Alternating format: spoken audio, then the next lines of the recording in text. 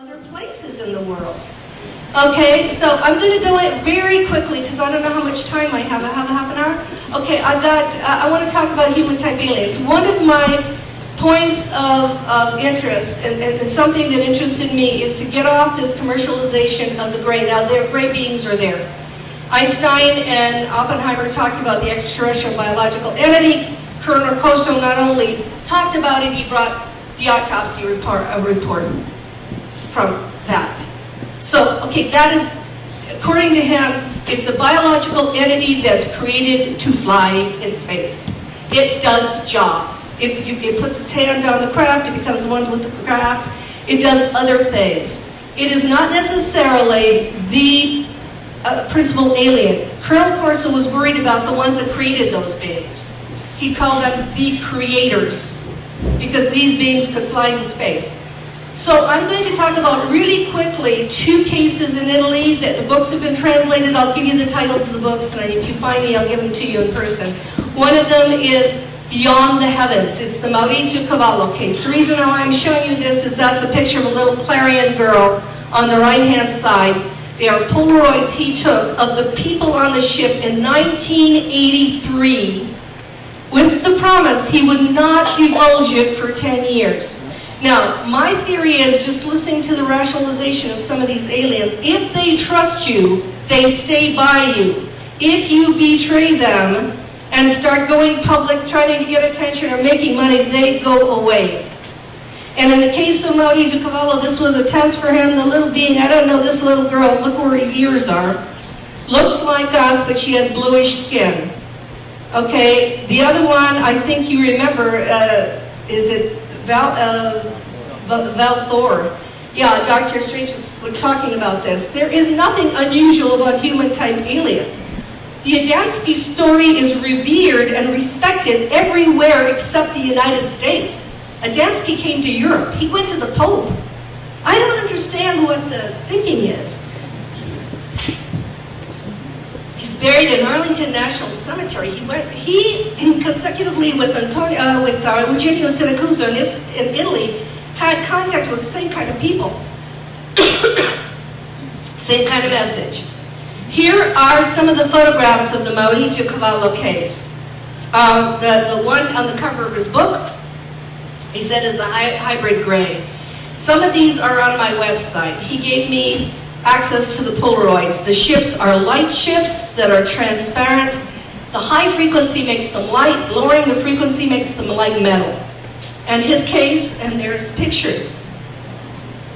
I don't know what to say because it's not a little gray. These are other beings that were on the ship and using a Polaroid camera at the time in '83, and I don't know how he could alter any of this. That's the cover of his book, because the original Polaroid looks like what you see. There's another one. And he had about 20 of them that he let me have. And he said, look, he said, it's very important that people understand these are people. They're, you know, they come from somewhere else. They have a purpose. They were on the ship. And basically, even though he had contact with the Clarions, he talks about a federation.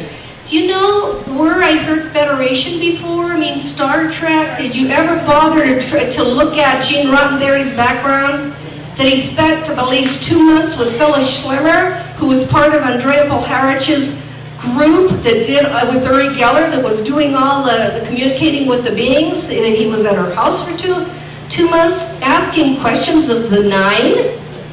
Deep Space Nine. You have to do your homework there, because in the 70s, that's when all this came down. It was the birth of the New Age movement. It was the birth of psychedelics.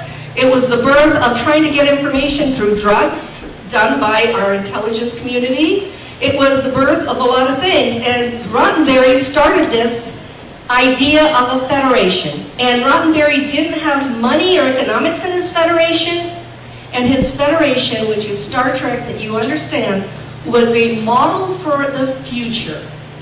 And it's not science fiction. It should be looked at by our young people as a possibility. And it mostly dealt with mutual respect of a lot of different races. Okay, now here's the new book. It's called Mass Contacts. I met some people who were with me in Hawaii, because Stefano Brescia, who's an engineer, was in Hawaii. Talk about this. I got to do it really fast. I know you're interested in this, but you know I don't have time. So, book just came out. I had it translated. It's called Mass Contact. Stefano Brescia was part of a group in 1973 on the Pescara coast of Italy, Adriatic coast, who interacted with a group of tall aliens who came to this planet. It's called a friendship or amicizia case to see if they could live with humans.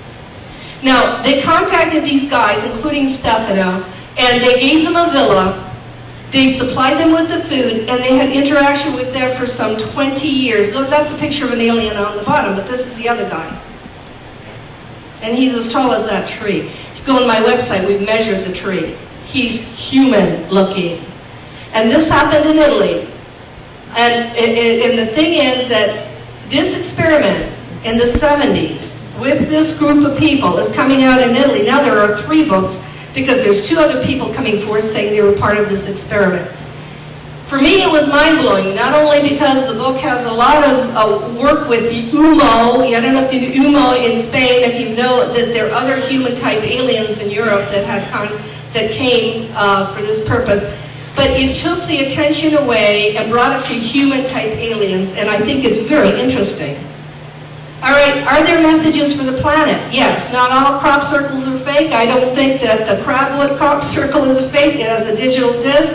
It says, I think it's very important. This is the cosmic minestrone, Renato, that I was talking about, because I didn't want to go to crop circles because it's just, I'd have to dedicate all my time. I'd have to go there. I'd have to do so much. And yet I know Colin Andrews, I know Michael Glickman, I know all the protagonists. I watch for messages, so I try to connect the dots. This message here, beware of the bearers of false gifts and their broken promises, much pain, but still time. There is good out there. We oppose deception. What scared me a lot was conduit closing. That means we don't want to talk to you anymore. We gave you everything you need. We got thousands of pictures. You got a lot of testimony. People have died for this. What else do you need?